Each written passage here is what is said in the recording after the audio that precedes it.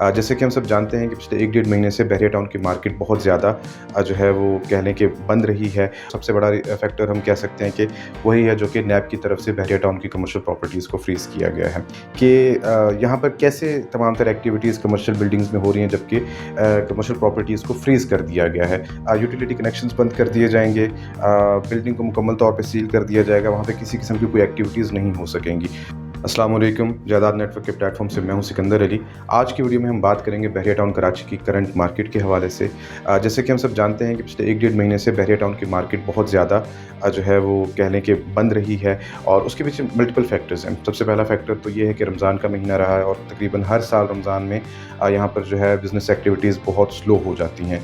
इसके अलावा एक फैक्टर बहरिया के हवाले से जो न्यूज़ और अपडेट्स आ रही हैं वो भी है, और सबसे बड़ा फैक्टर हम कह सकते हैं कि वही है जो कि नैब की तरफ से बहरिया टाउन की कमर्शियल प्रॉपर्टीज़ को फ्रीज़ किया गया है। कमर्शियल प्रॉपर्टीज़ को फ्रीज़ करने के बाद बहरिया टाउन में बहुत सारी जो है वो न्यूज़ और अपडेट्स सर्कुलेट हुई हैं, बहुत सारी डेवलपमेंट्स हुई हैं और बहुत सारी ऐसी चीज़ें हुई हैं जो कि अनएक्सपेक्टेड थी। लेकिन सबसे बड़ा जो इम्पैक्ट हुआ है कमर्शियल प्रॉपर्टीज़ को फ्रीज़ करने से वो ये हुआ है कि बहरिया टाउन की मार्केट एक तरह से पूरा 1 महीना बंद रही है और यहाँ पर ट्रांजैक्शन रेट तकरीबन 0 के बराबर था। कमर्शियल प्रॉपर्टीज़ जो फ्रीज़ हुई हैं इसके हवाले से मैं देखता हूँ कि हमारे कमेंट सेक्शन में मैसेज और कॉल्स पे भी जब क्लाइंट्स या दोस्तों से बात होती है तो एक कन्फ्यूजन पाई जाती है, और वो कन्फ्यूजन ये है कि यहाँ पर कैसे तमाम तरह एक्टिविटीज़ कमर्शियल बिल्डिंग्स में हो रही हैं जबकि कमर्शियल प्रॉपर्टीज़ को फ्रीज़ कर दिया गया है।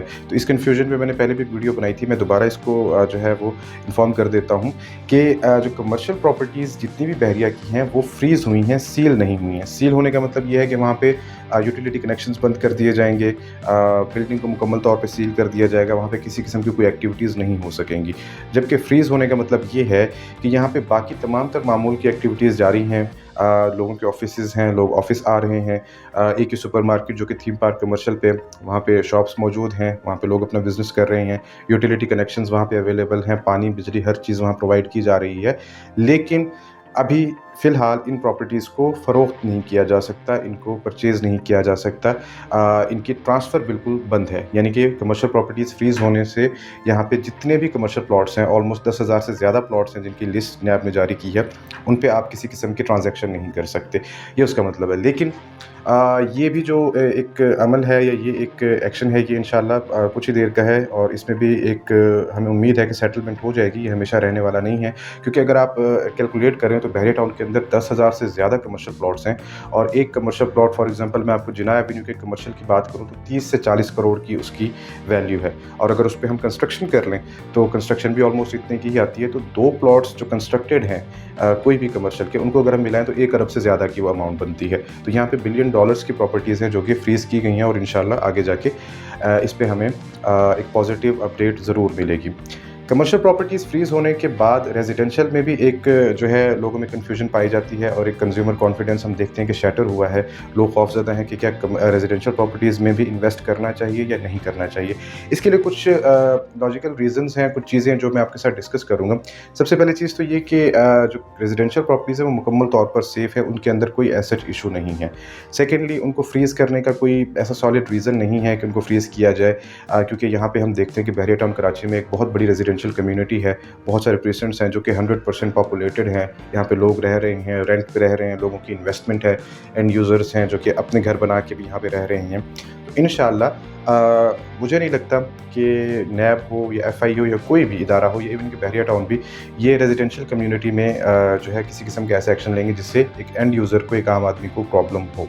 लेकिन अलबत्ता इससे हुआ ये है कि कमर्शियल प्रॉपर्टीज़ फ्रीज़ होने के बाद जो रेजिडेंशियल प्रॉपर्टीज़ हैं उनके रेट में बहुत फ़र्क आया है, प्राइसेस बहुत कम हुई हैं और वहाँ पे जो है लोगों ने सेल परचेज़ रोक दी थी। और ज़ाहिर है एक नेगेटिव अपडेट है एक बहुत बड़े लेवल पे, तो उसके बाद एक इम्पैक्ट तो आना था। रेजिडेंशियल प्रॉपर्टीज़ जो है इंशाल्लाह इसमें ऐसा कोई इशू नहीं होगा। लेकिन फॉर एग्ज़ाम्पल एक तसल्ली के लिए हम बात करते हैं, ऐसा कुछ होता भी है तो हम ज़रा बहरिया टाउन की हिस्ट्री को देखेंगे कि 2017-18 में जब बहरिया टाउन का केस हुआ था और यहाँ की बहुत सारी लैंड को इल्लीगल करार दिया गया था, तो उसमें एक फैक्टर ये आया था कि जहाँ तक बहरिया टाउन डेवलप कर चुका है उस एरिया को सेफ़ ही कंसिडर किया जाएगा और उसके इक्विवेलेंट जो नॉन डेवलप्ड लैंड बहरिया टाउन के पास है उसको आउट ऑफ बाउंड्री किया जाएगा। और इसमें हमने ये भी देखा कि एक ही स्ट्रीट के अंदर जो अपोजिट 2 प्लॉट्स हैं उनमें एक सेफ़ है और एक आउट ऑफ बाउंड्री है। तो इंशाल्लाह ऐसा अगर कुछ होता भी है तो जो डेवलप्ड एरियाज़ हैं, जो प्लॉट्स हैं, विलाज़ हैं, इंशाल्लाह इस पे ऐसा कोई इश्यू नहीं होगा। लेकिन फ़िलहाल ऐसी ना कोई अपडेट है, ना कोई न्यूज़ है। करंटली अगर हम बात करें रमज़ान के बाद की, तो एक अनएक्सपेक्टेडली हमें देखने में आया है कि रेज़िडेंशियल प्रॉपर्टीज़ में कंज़्यूमर कॉन्फिडेंस बहुत ज़्यादा डेवलप हुआ है और कस्टमर्स की डिमांड आना शुरू हुई है। पिछले 2 से 3 दिन में बहुत ज़्यादा डिमांड्स आना शुरू हुई हैं। वीकेंड रहा है तो हमें देखने में आया है कि बहुत सारे कस्टमर्स आए हैं जिन्होंने प्रॉपर्टीज़ का विज़िट भी किया है, और इंशाल्लाह अब नेक्स्ट वीक में हम देखेंगे हेड ऑफ़िस में भी और बाकी भी कि यहाँ पे ट्रांज़ैक्शन रेट रमज़ान की निस्बत थोड़ा-सा बेहतर हुआ है और लोगों ने प्रॉपर्टीज़ को सेल परचेज़ जो है उसकी स्टार्ट कर दी है। इसके पीछे एक रीज़न ये भी है कि रमज़ान के महीने में जब ये सारी अपडेट्स आ रही थी तो बहरिया टाउन कराची की जो प्राइस है प्लॉट्स की, वो बहुत ज़्यादा नीचे आ गई थी। इस वक्त अगर मैं मिसाल के तौर पे आपको बताऊं तो बहरिया टाउन कराची में 125 गज़ का जो प्लॉट है वो आपको 20 से 25 लाख में भी मिल जाएगा। ये प्राइस वो है जो आज से 3 से 4 साल पहले एग्जिस्ट करती थी, और ये प्राइस जो है आहिस्ता आहिस्ता बहुत ऊपर गई थी। मार्केट ने एक दफ़ा 2022 में क्रैश किया था और उसके बाद प्राइसेस नीचे आई थी, लेकिन दोबारा से प्राइस ऊपर जा रही है। तो हमें देखने में आता है कि बहरिया टाउन में जो है प्राइसेस फ्लक्चुएट होती हैं, उससे डेफिनेटली इन्वेस्टर्स को नुकसान भी होता है, कस्टमर्स को नुकसान भी होता है, लेकिन दूसरी साइड पे बहुत सारे कस्टमर्स हैं, इन्वेस्टर्स हैं, उनको फ़ायदा भी होता है। वो कम प्राइस में दोबारा वो प्रॉपर्टीज़ परचेज़ कर सकते हैं। तो इस चीज़ को देखते हुए अभी करंटली हमें देखने में आया है कि लोग दोबारा रेजिडेंशियल प्रॉपर्टीज़ को परचेज़ करने की तरफ आ रहे हैं। अगर मैं अपने ओपिनियन में बताऊं तो ज़ाहिर है प्रॉपर्टीज़ की प्राइस कम है। जैसे कि अगर 125 गज़ के प्लॉट की वैल्यू में आपको 250 गज़ का एक डेवलप्ड और ऑन ग्राउंड प्लॉट मिल जाता है, जहां आप फ़ौरन घर बना के रह भी सकते हैं, जहां पे तमाम तर फैसिलिटीज़ मौजूद हैं। मेरे जो ये ओपिनियन है ये ख़ास तौर पर एंड यूज़र्स के लिए है जो बहरिया टाउन में रहना चाहते हैं, बहरिया टाउन में घर बना के रहना चाहते हैं या घर परचेज़ करके रहना चाहते हैं। उनके लिए ये प्रॉपर्टीज़ 100% सेफ़ हैं और बहुत ही कम प्राइस पे अवेलेबल हैं। तो बहरिया टाउन कराची की मज़ीद अपडेट्स के लिए आप हमारे चैनल को सब्सक्राइब कर सकते हैं, और प्रॉपर्टी की सेल परचेज़ के लिए आप दिए गए नंबर पर मुझसे रब्ता कर सकते हैं। Thank you very much. Allah हाफ़िज़।